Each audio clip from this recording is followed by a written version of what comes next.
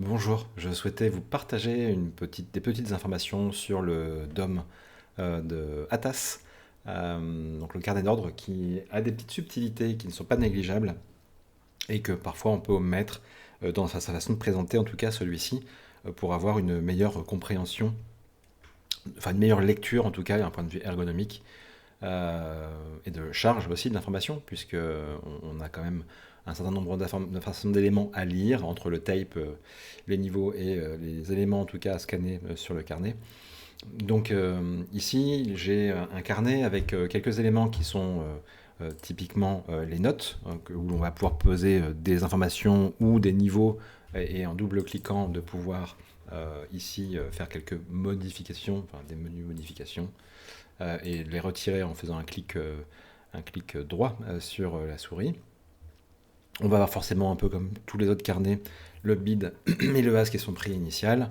Des petites subtilités effectivement de couleurs potentiellement, et on va voir l'inside by SL qui sont intégrés, et ensuite le volume by SL également, soit ensuite on paramètre soit un volume global et on ne distingue pas les deux. Ça c'est au choix de chaque trader. Et le PNL, je vais agrandir un tout petit peu, le PNL que l'on peut, en tout cas ordre que l'on voit qui va être réalisé. Là est la petite subtilité pour moi, qui n'est pas négligeable, puisque auparavant, lorsqu'on va de mémoire en tout cas, lorsqu'on va avoir les différents patterns, en tout cas templates, pardon, des smart DOM de Atas, il ne me semblait pas qu'il y ait cette solution de drag and drop du niveau du prix. Donc que ce soit pour mettre un SL et de faire un sell suiveur. Donc à partir, quoi qu'il en soit, à partir d'un DOM que vous possédez ou que vous avez donc aménagé à votre goût, à vos couleurs et d'organisation en tout cas, il est possible en tout cas de rajouter quelques spécificités, je vais vous les présenter. La première, donc déjà, celle qui est pour moi la plus intéressante, c'est effectivement le passage d'ordre et d'avoir un SL suiveur. Par Order exemple, on placed. part sur un achat, et lorsque Order placed. je vais pouvoir déplacer avec ma souris Order placed. le niveau Order filled. d'intérêt. Voilà, lorsque l'ordre il est passé, on a ici les gains faits en dollars ou les pertes, effectivement. Je n'ai pas vérifié si c'était possible de les mettre en tick ou en autre valeur. Ça serait intéressant, je n'ai pas fait cet exercice, mais je suis presque persuadé qu'en tout cas dans cette partie-là, on va peut-être la trouver en regardant ensemble. Ensuite, effectivement, c'est de mettre son Order stop, placed. et c'est d'être suiveur de Order celui-ci. placed. Donc voilà, on va arrêter Order ici. placed. Stop filled. Voilà. Et en tout cas, c'est assez confortable de pouvoir faire ce drag and drop à partir de son carnet. Voilà, c'était une petite subtilité que je ne trouvais pas et que je trouvais assez confortable, très sincèrement. Et ensuite, bien évidemment, comme beaucoup de carnets, je crois, mais en tout cas ici, il est possible d'intégrer une note, un commentaire ou quelque chose, une remarque qui peut nous être pertinent quand on veut placer des niveaux et qu'on veut les vérifier sur les prix s'il y a une réaction sur celui-ci.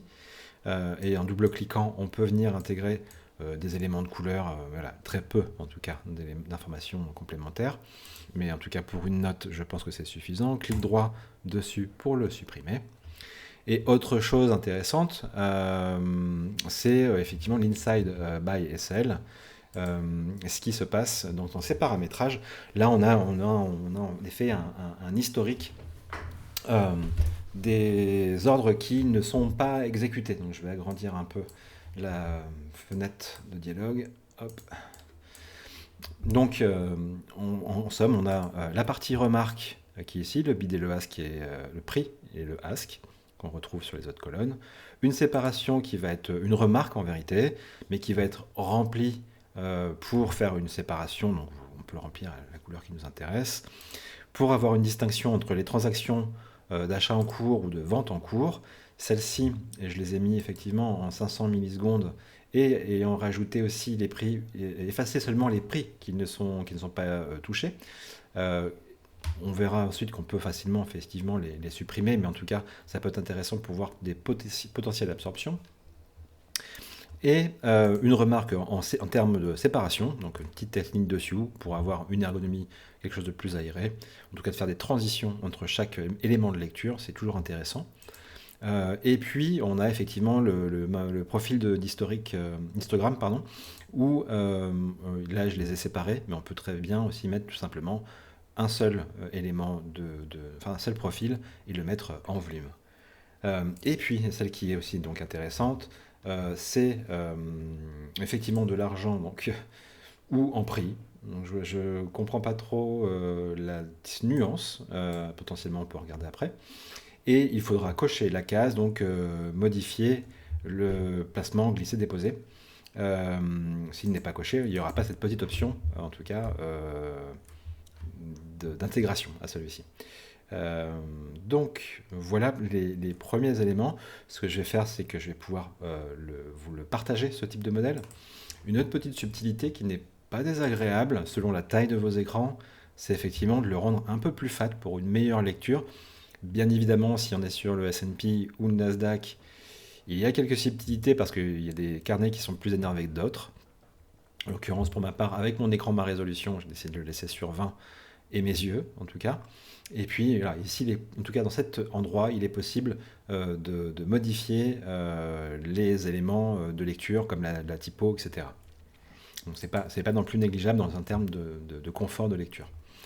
Et puis, voilà, en tout cas, je pense qu'on a fait le tour. Ah oui, j'avais dit qu'on vérifierait le PNL, comment il fonctionnait. C'était en mode argent. Donc, on va placer un ordre. Allez, on va faire à l'inverse. Order placed. Je vérifie que je suis bien en démo. C'est préférable plutôt que de faire des grosses bêtises. Order filled. Voilà. Ok. Ok, bon, mettons. Et mon stop. Order En placed. effet. Drag and drop également. Bon, Stop il va être filled. coché, voilà. Ce qui est intéressant, donc effectivement, comme je vous le disais, c'est de pouvoir, sur les croix, supprimer potentiellement l'historique. Également sur le... Alors, tout le monde ne le fait pas. Parfois, ils ont un deuxième volume. Un volume où on se permet de le remettre à jour, par exemple, si on arrive sur un niveau. Ça peut être intéressant. Ou sur R pour le réactiver, pour le remettre à son état initial de la journée, puisqu'il est paramétré sur le mode journalier pour ma part. Voilà en tout cas les éléments constitutifs de ce carnet d'ordre. Donc pour aussi ces petites subtilités en termes d'ergonomie et d'accessibilité, je trouvais ça intéressant. Comparé à d'autres carnets qui sont professionnels et qui sont également de très bonne facture, celui-ci en tout cas je le trouve assez bien fichu finalement. C'est des gens ne travaillent qu'au carnet. Je sais qu'il y a des plateformes qui peuvent être utilisées uniquement en ayant pris une prestation type de carnet et de DOM, enfin DOM et tape. Et justement, si on fait la transition, c'est que la prochaine fois, on verra effectivement le paramétrage du tape. Je pense que ça peut être intéressant de voir comment filtrer la chose et comment l'agencer pour être le plus agréable, en tout cas possible, à le lire. Également dans un souci d'ergonomie et de charge cognitive lorsqu'on va avoir tous ces éléments là à consulter d'un seul coup d'œil. Voilà, je vous remercie en tout cas. Je ferai en sorte de partager en lien ce modèle s'il vous est utile. Mais en tout cas, vous avez aussi les éléments de paramétrage si c'est suffisant. Sinon, si vous avez toute question, n'hésitez pas à mettre ça en commentaire. Merci beaucoup.